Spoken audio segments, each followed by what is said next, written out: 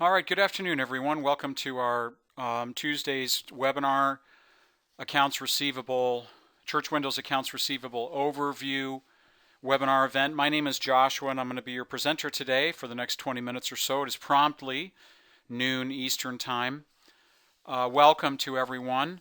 Hopefully you logged in early enough to be able to watch the video, the movie presentation about the webinar and the control panel and what have you. We're not going to spend any time talking about that. Ross is here answering questions for us today. Type in your questions, to him, as they occur. If he's unsure about the answer to that or something, he'll let me know and I'll do my best to answer that.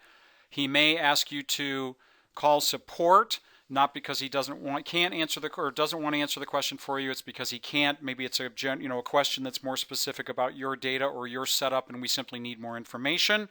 So if he does ask you to contact technical support about your question, please do so. We are always happy to try and help you resolve your questions or problems for you. So we're going to spend about the next 19 minutes on discussing Church Windows Accounts Receivable add-on for the software.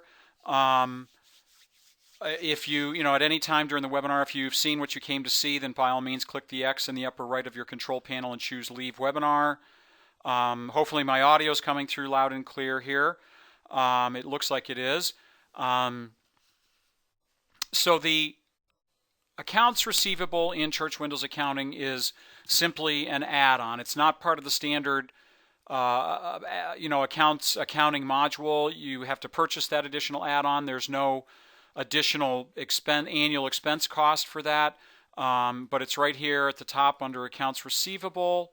That basically, once you decide to purchase that, we give you a license key essentially that you enter, and it enables the accounts receivable for you. One of the under special functions and settings here,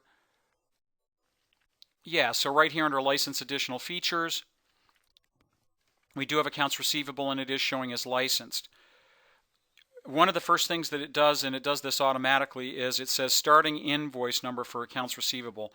Church Windows, I think it sets or asks you what number you want that to be after you license the module.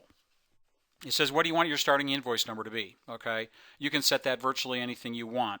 Generally, 1 or 100 or 1,000 are generally going to be what we're going to set, but you can set it at number 1 certainly if you wish. Okay.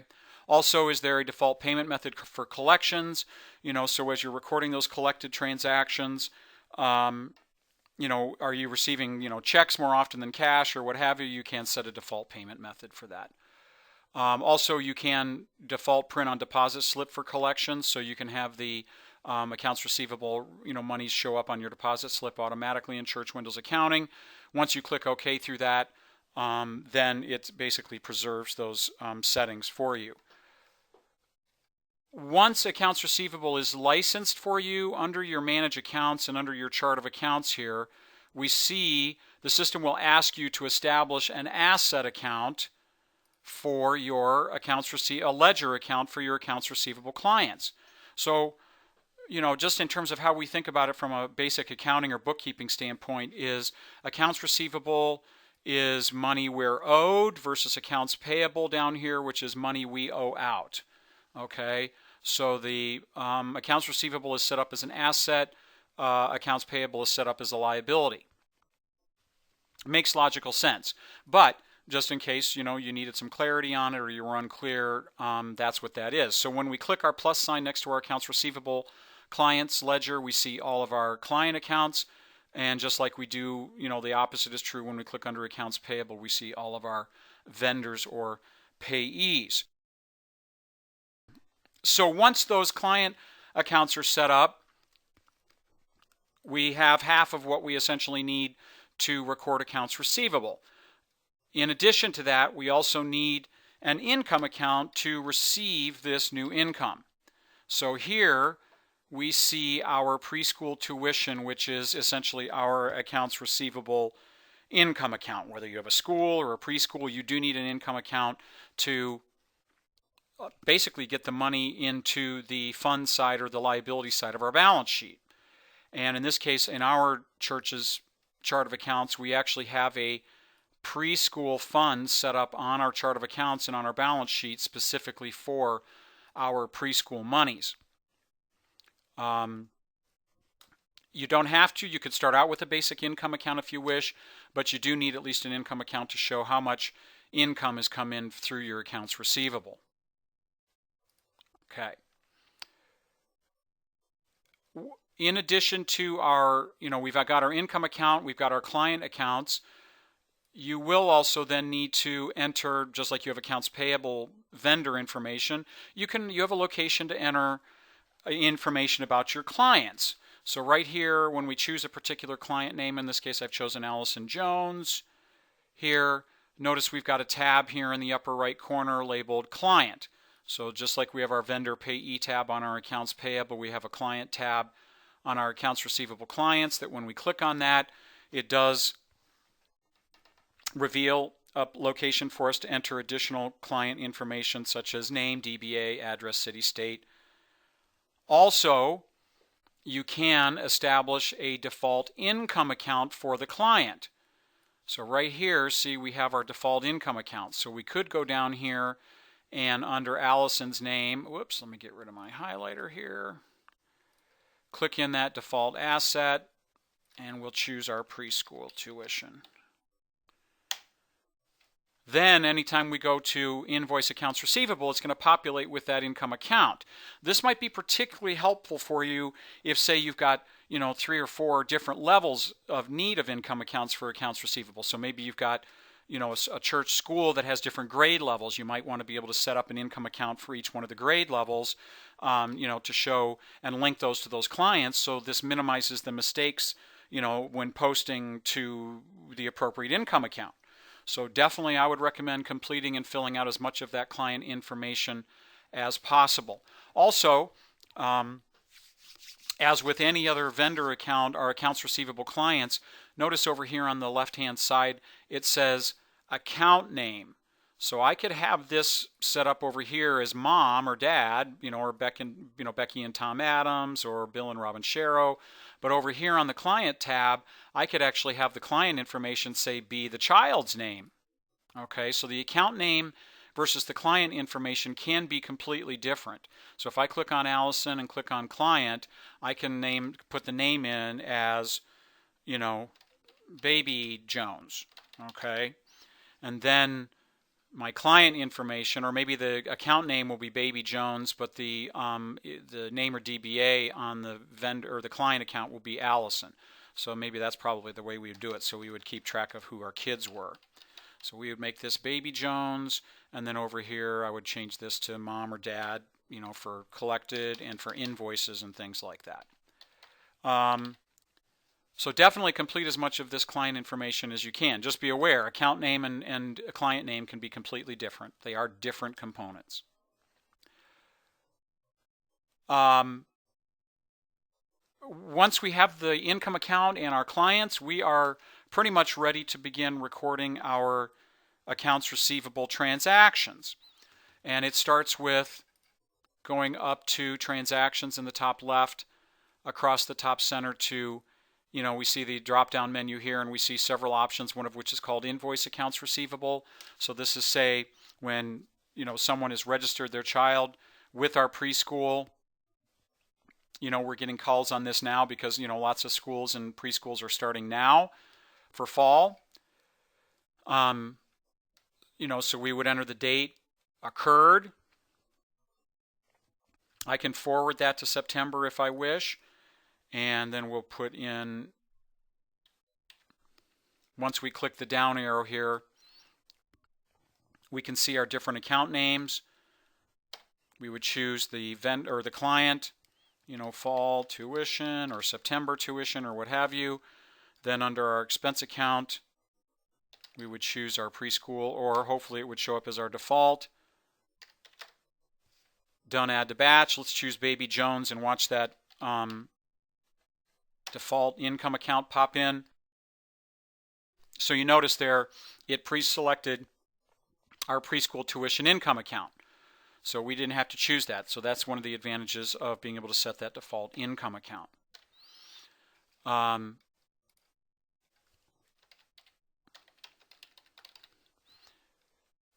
So I would just continue adding my vendors and my clients to the batch.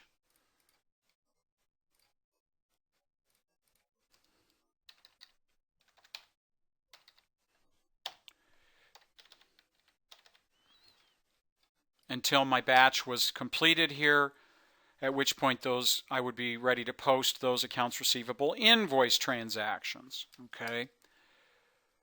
Yeah, I can save the batch if I'm in the middle of it, but I'm not prepared to post it at this point.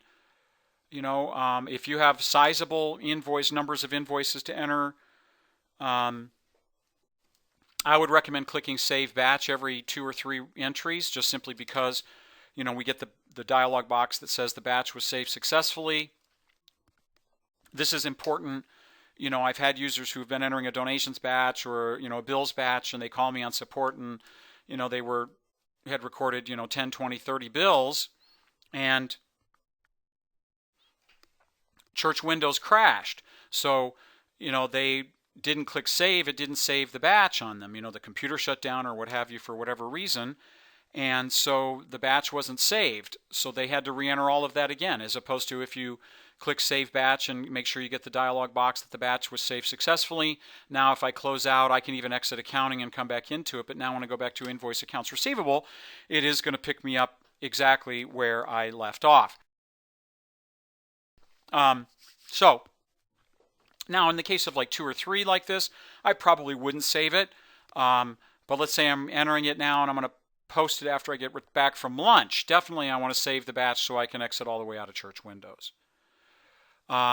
Whoops, I wanted to add fall tuition to the comments for Sally's account. I can simply click on that entry and either double click on it or hit edit, and it moves it back up to the top, and I can enter my transaction comments or line item comments if I wish, and then just click done, add to batch. Now I can post or print in advance. I would print afterwards because it does allow me to print my transactions with my transaction numbers on those. I also like to advise users, you know, recurring transactions up here. Let me steer some focus with my highlighter right up here. Recurring transactions. This is a place for you to be able to set up recurring accounts receivable invoice transactions if you wish. There are reasons why we might want to do this. So here, you know, if again you've got different grade levels of clients or, you know, receivable clients that you need to, there you can actually categorize those. You know, so I've got a category here called preschool, and what that allows me to do is, you know, I could put them into different groups, and then when I simply go select rows by category, I can check preschool, and it highlights all of those simultaneously, and I can just paste them over to my unposted accounts receivable invoice batch if I wish. So I would definitely, if you're using or if you've purchased and are using accounts receivable, I would definitely advise trying, if possible, setting up recurring invoice transactions. It'll definitely help save time. Once the batch is ready to go, I would simply click Post. It then allows me to print a list of, you know, of invoice transactions if I wish, the ones that I've posted. Then when I receive those amounts from my clients, I would go to Collect Accounts Receivable. So here I click on that. I can either choose a single accounts receivable client if I wish, or I can go to my Quick Collect, just like Quick Pay under Accounts Payable. And I can do, you know, collected invoices to enter today. I can choose clients with a balance or just view any of my outstanding accounts receivable invoices, and those, so there are the 3 that I've entered today. So let's say we're now going to record collected amounts for these. So I can now put a check mark in the clients. Let's say it's only 2 that I've received payments for. I would simply click Create Collections, you know, then starting on the left to right, you know, double checking my date occurred for the transaction, verifying my asset account is correct, the amount to collect. I can enter an appropriate payment method. I can set a default payment method too. I didn't before. And I can enter, comments for each one of those, or I can copy, or I can just, I can tell it to show on my deposit slip. Of course, we set that as part of our defaults. But when I'm ready, I would then need to click Post. So here again, it's asking me to print a list of my 2 accounts receivable collect transactions. If I just click yes on that, it opens up my, accounts receivable collect transactions, and it just gives me a report, hard copy report of those particular collected transaction amounts. Okay. With about 5 minutes left, 4 or 5 minutes, the last thing I want to show is under Accounts Receivable, we also have our print invoices and print statements. You can print invoices to send out to your clients in advance, and or you can print statements, or both. So if we go to invoices, we should only have 1 invoice outstanding now, but it will show, show all invoices. There they are, Sally Ritchie. I would have more in the list. But one of the nice features about Accounts Receivable is that it does have an invoice designer, just like we have a statement designer or a check designer in accounting. Is that while we do, create a really nice simple invoice for you, if you want to reformat it, you can use this invoice designer to change it. Okay. We're not going to do any of that for the webinar today. We have simple invoice, and we've got some in here that we've got from other data that we've restored here, but you can choose it for a client. You can enter a global memo for them, hey, your kids are great, thanks for, using our preschool, what have you. I'm going to just type in a thank you there, click OK.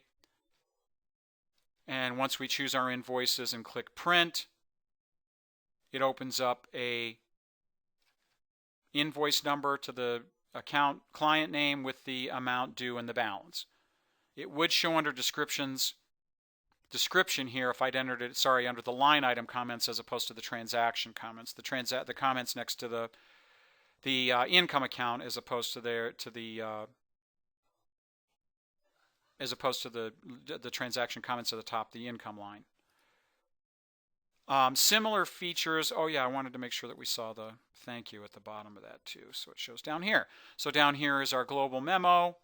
Right down here at the bottom is our thank you. It even says, make checks payable to, and you can enter the information who that's payable to.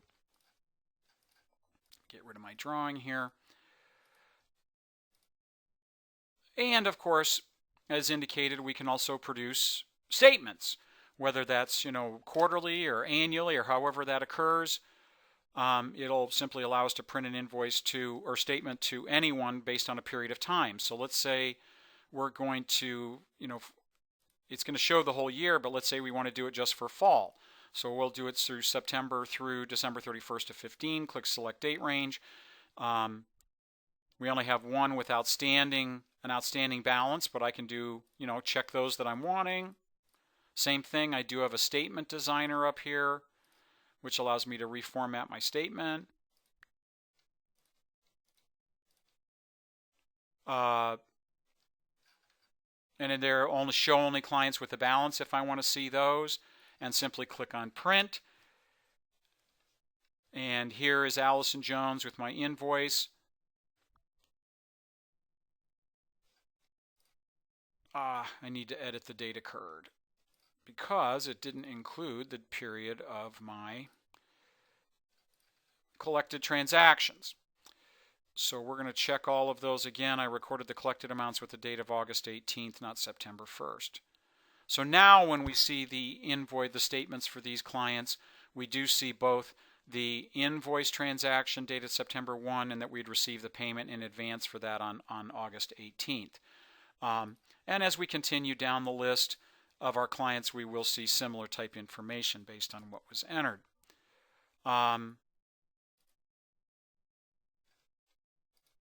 Let's see here. Yeah, I don't have clients with a balance in here, so also I've included it with the clients with no activity.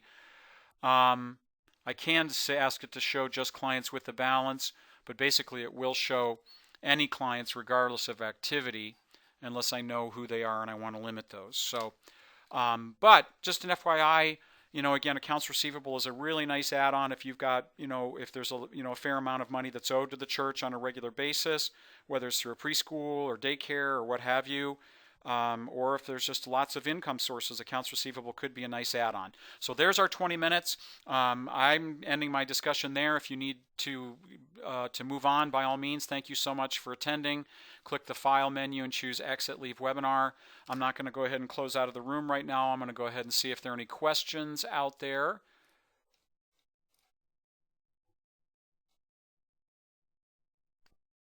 The question I'm seeing here is there an easy way to print addressed envelopes for invoices statements generated? Now, that's a good question. Let's see here. Let's see, reports and export. I am not aware, Christy, of a way to do that. Unlike donations, where we do have an ability to be able to print labels for our donors in donations or our givers in donations, I'm not aware of an option to print labels for those folks from accounting. I'm sorry. That's a great question. Let me revisit this again just to make sure I'm not missing something, but I'm pretty sure there's not an option for that.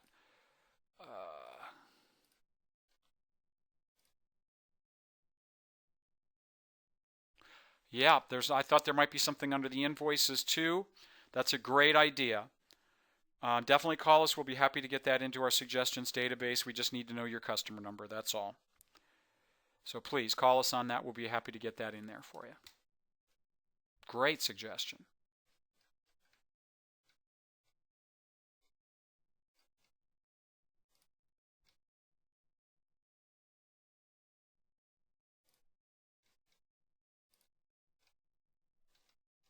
So I'm just waiting around to see if there's any other questions coming in here. Looks like we've had a number of people who've already left the room. I know that some folks sometimes, type in lengthy questions, so I don't know if some folks are still typing that in. Yeah, I think accounts receivable, again, is a nice add-on. Again, there's no additional charge to your annual support cost to us. So basically, your standard accounting support would still entitle you to call us and ask questions about accounts receivable with no additional, added amount to that annually. But boy, oh boy, it is nice to be able to generate invoices and statements for those clients. And of course, to keep them separate from your other accounts.